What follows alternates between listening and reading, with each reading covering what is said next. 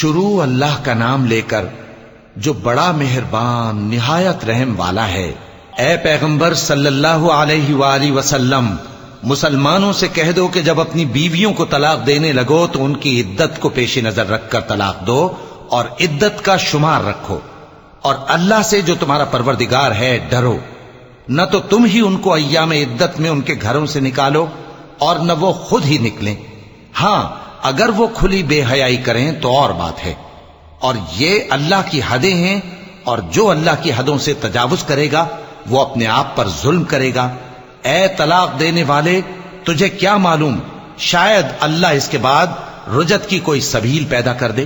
پھر جب وہ اپنی میعاد یعنی عدت ختم ہونے کے قریب پہنچ جائیں تو یا تو ان کو اچھی طرح سے زوجیت میں رہنے دو یا اچھی طرح سے علیحدہ کر دو، اور اپنے میں سے 2 منصف مردوں کو گواہ کر لو، اور اے گواہو، اللہ کے لیے درست گواہی دینا۔ ان باتوں سے اس شخص کو نصیحت کی جاتی ہے جو اللہ پر اور روز آخرت پر ایمان رکھتا ہے، اور جو کوئی اللہ سے ڈرے گا وہ اس کے لیے رنج و غم سے نجات کی صورت پیدا کر دے گا، اور اس کو ایسی جگہ سے رزق دے گا جہاں سے اس کو وہم و گمان بھی نہ ہو، اور جو اللہ پر بھروسہ رکھے گا تو وہ اس کے لیے کافی ہوگا۔ اللہ اپنے کام کو جو وہ کرنا چاہتا ہے پورا کر دیتا ہے۔ اللہ نے ہر چیز کا اندازہ مقرر کر رکھا ہے۔ اور تمہاری طلاق والی بیویاں جو حیض سے نا امید ہو چکی ہوں، اگر تم کو ان کی عدت کے بارے میں شبہ ہو تو ان کی عدت 3 مہینے ہے، اور جن کو ابھی حیض نہیں آنے لگا ان کی عدت بھی یہی ہے۔ اور حمل والی عورتوں کی عدت وضع حمل یعنی بچہ جننے تک ہے، اور جو اللہ سے ڈرے گا اللہ اس کے کام میں سہولت پیدا کر دے گا۔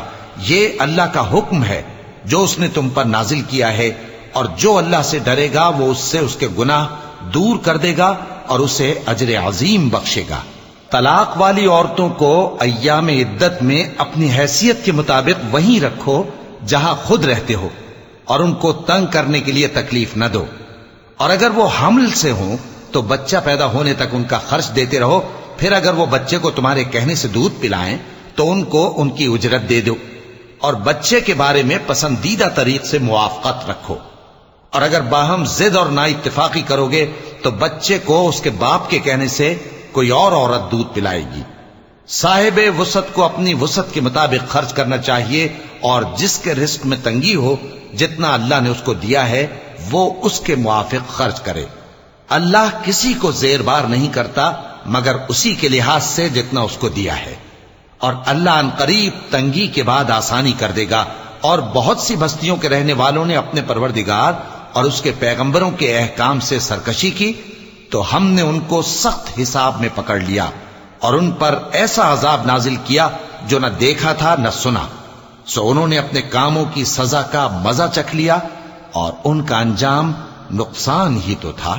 اللہ نے ان کے لیے سخت عذاب تیار کر رکھا ہے۔ تو اے عقل والو جو ایمان لائے ہو، اللہ سے ڈرو۔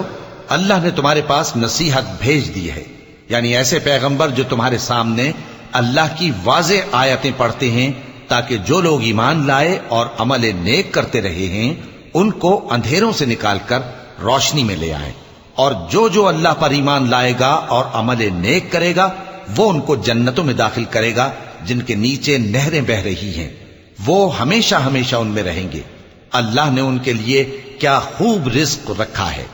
اللہ ہی تو ہے جس نے 7 آسمان پیدا کیے اور ویسی ہی زمینیں بھی، ان میں اللہ کا حکم اترتا رہتا ہے تاکہ تم لوگ جان لو کہ اللہ ہر چیز پر قادر ہے، اور یہ کہ اللہ اپنے علم سے ہر چیز کا احاطہ کیے ہوئے ہے۔